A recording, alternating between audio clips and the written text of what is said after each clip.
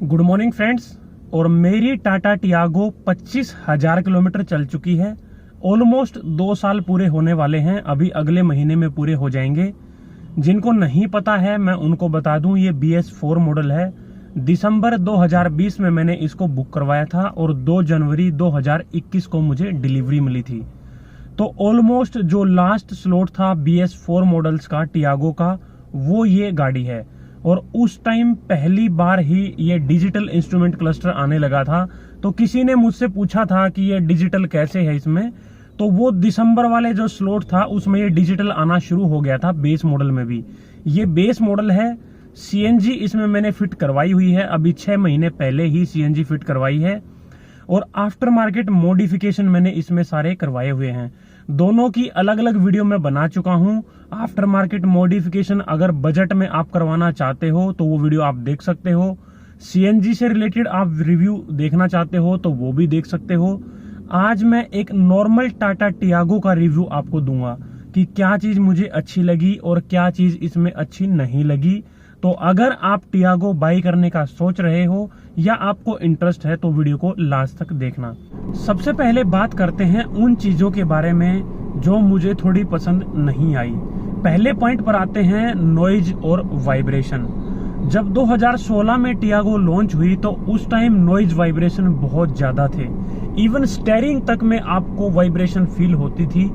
आज के दिन उतना तो नहीं है, लेकिन YouTube पे देखो, मैंने बहुत सारी वीडियोस देखी हैं, लोग बोलते हैं कि अब नॉइज वाइब्रेशन बिल्कुल नहीं है।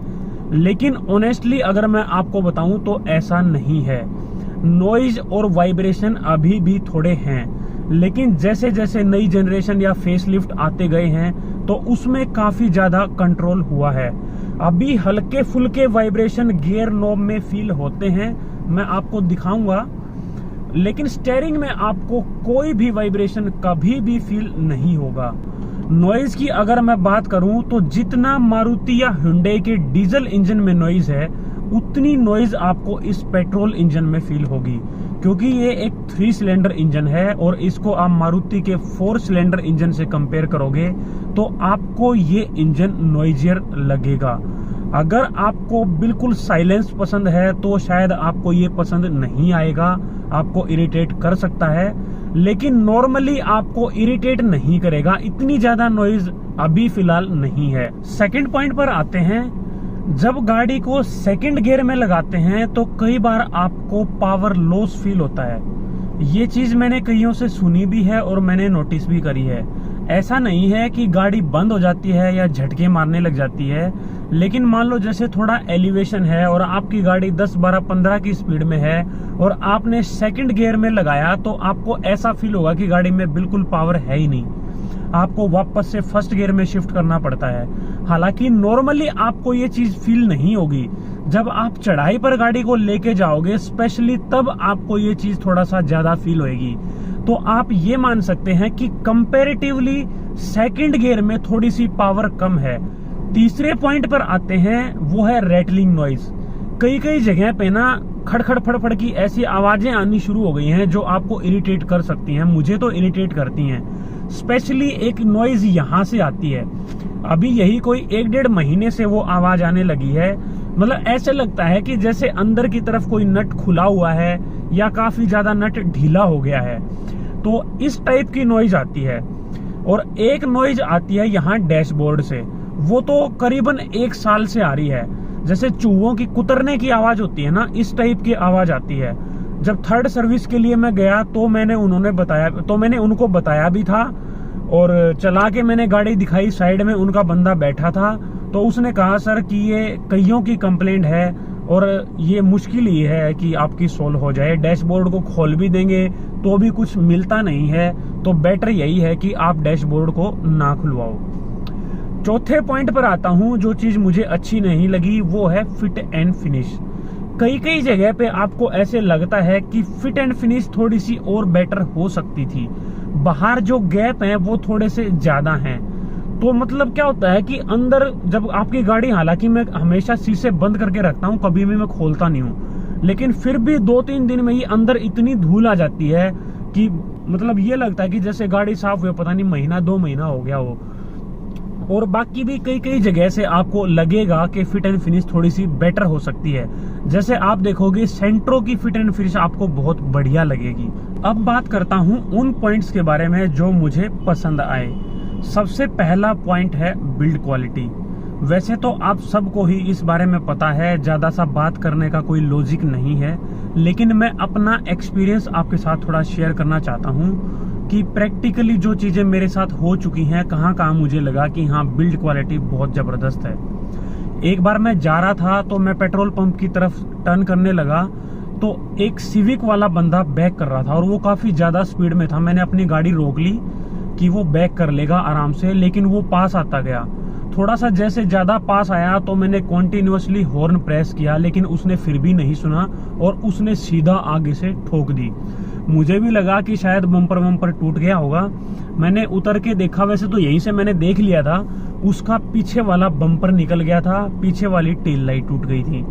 लेकिन जैसे ही मैंने उतर के देखा तो मेरी गाड़ी में माइनर से स्क्रैच थे, इसलिए मेरा एक बार के लिए काफी दिल खुश भी हुआ कि यार चलो बहुत अच्छी बात है। हालांकि थोड़ा सा दुख था कि उसने ऐसे ही ठोक दी, लेकिन फिर जब मैंने उसकी गाड़ी की कंडीशन देखी कि पूरा बम्पर उसका निकला हुआ था, और सिविक तो आप सोचो किस सेगमेंट की गाड़ी है, और उसकी टेल लाइट भी टूट गई थी।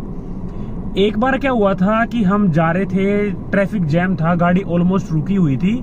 जैसे ही ट्रैफिक जैम खुला हम निकले तो बराबर में एक ट्रक वाला था, उसने पीछे की तरफ ठोक दी तो मेरी पीछे वाली लाइट टूट गई और एक दो स्क्रैचेज आए थे। लेकिन वो इम्पैक्ट की जो नॉइज थी ना, वो सच में अंदर इतनी ज्यादा फील हुई। उस टाइम तो मैंने गाड़ी को लिए हुए ऑलमोस्ट 1.5-2 महीना ही हुआ था, बिल्कुल नई गाड़ी थी। साथ में जो मेरे 2-3 और बंदे बैठे थे, उनमें से एक के पास क्विड है। उसने भी मुझे कहा कि इसने तो ठोक दी, अच्छे खासी ठोक दी। मुझे भी यही लगा कि इसने तो भाई बढ़िया काम बैठा दिया। सेकंड पॉइंट पर आते हैं, राइड और हैंडलिंग। मैंने वैगनर, सेलेरियो वगैरह कई गाड़ियां चला के देखी हैं इस सेगमेंट की। उन गाड़ियों में 80 की स्पीड पे जो आपको फील आती है ना, वो फील आपको इस गाड़ी में 100-110 की स्पीड तक आएगी।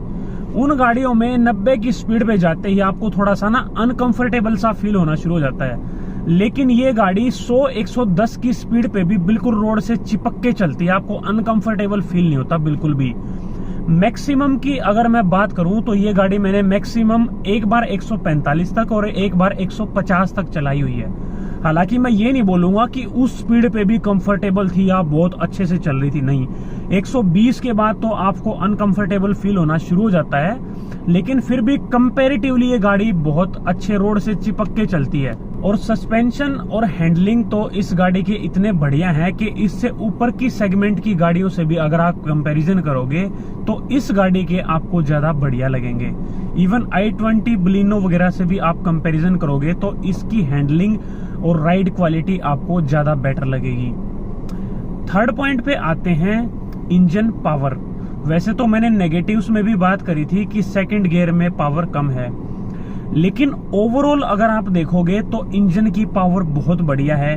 कहीं पे भी आपको नहीं लगेगा कि यहाँ पे ये गाड़ी पता नहीं चढ़ पाएगी या नहीं चढ़ पाएगी, जा पाएगी या नहीं जा पाएगी।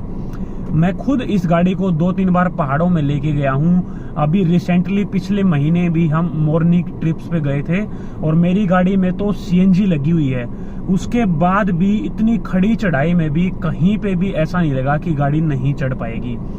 जहां पे क्रेटा वगैरह गाड़ियां भी स्ट्रगल कर रही थी, उतना ही स्ट्रगल ये गाड़ी कर रही थी सीएनजी लगने के बाद। तो डेफिनेटली इस गाड़ी को आप कहीं पे भी लेके जा सकते हो। लेह लद्दाख में भी कई लोग इस गाड़ी को लेके गए हैं। इवन हैरी ढिलन की अगर आपने वीडियो देखी हो तो वो खुद 2 बार इस गाड़ी को लेके जा चुके हैं। तो कहीं पे भी ऐसा नहीं हुआ कि ये गाड़ी ना जा पाई हो। और फिर फोर्थ पॉइंट पे आते हैं और वो है स्पेस मैनेजमेंट।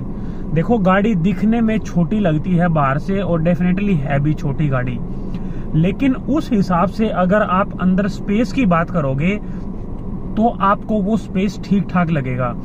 जैसे ये बेस मॉडल है, सीट हाइट एडजस्टमेंट का इसमें कोई फीचर नहीं है, लेकिन फिर भी मुझे एक कंफर्टेबल हेडरूम मिलता है। अभी जो नई सेलेरियो लॉन्च होने वाली है उसकी जो मैंने वीडियो बनाई थी, आपने अगर देखी हो तो उसमें जब मैं बैठा अंदर तो मेरा सर ऑलमोस्ट ऊपर टच हो गया था। वो तो ठीक है, टॉप मॉडल था, मैंने सीट हाइट एडजस्ट करके थोड़ा सा नीचे कर लिया था सीट को, वरना सोचो अगर वो नीचे का मॉडल होता तो मैं बिल्कुल ऐसे बैठता उस गाड़ी में। ऐसे में सोचो अब मैं कैसे कंफर्टेबल होता। और आगे वाली सीट मेरी हाइट के हिसाब से एडजस्ट करके भी पीछे 5-10, 5-11 की हाइट तक का बंदा आराम से बैठ सकता है। बूट स्पेस भी 242 लीटर है, ठीक ठाक है, बहुत ज्यादा भी नहीं है, कम भी नहीं है। तो इसलिए जो अंदर की जो स्पेस मैनेजमेंट है ना, वो मुझे सही लगती है। जितने साइज की गाड़ी है उस साइज के हिसाब से अंदर आपको स्पेस सही मिलेगा। और अब बात करते हैं कंक्लूजन की।